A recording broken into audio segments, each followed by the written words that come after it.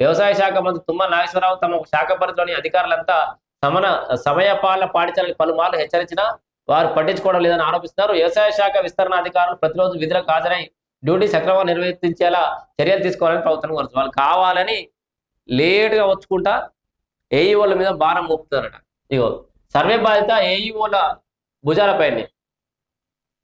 ఫోటోలు ఇస్తారు కదా, దానికి ఒక వాస్తవానికి ఇదొక రకమైన శ్రమదోపిడే, ఇదొక రకమైన వివక్షనే, ఇదొక రకమైన అణచివేతన. ఇది ఇగో కేంద్ర ప్రభుత్వం ప్రతిష్టాత్మకంగా తీసుకొచ్చిన డిజిటల్ పంట సర్వేలో భాగంగా రాష్ట్రంలో జియో రిఫరెన్స్ విలేజ్ మ్యాప్లు ఉన్న 9,795 గ్రామాల్లో ఈ రబీ నుంచి ఒక 100% పంట అమలు చేయడం కోసం రాష్ట్ర వ్యాప్తంగా సుమారు 9,795 మంది వాలంటీర్లను నియమించారు.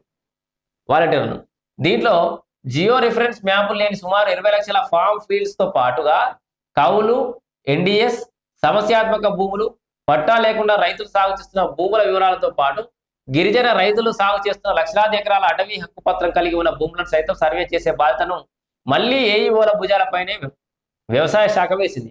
ఈ క్రమంలో వాలంటీర్లతో పాటుగా ఏఈఓలు సైతం ప్రస్తుతం పంట సర్వేలో బిజీగా ఉన్నారు. ఇంకా ఫార్మర్స్ రిజిస్టర్లు, రైతులు నమోదు, యూరియా యాప్లు, రైతులు మొబైల్ నంబర్ అప్డేషన్ వంటి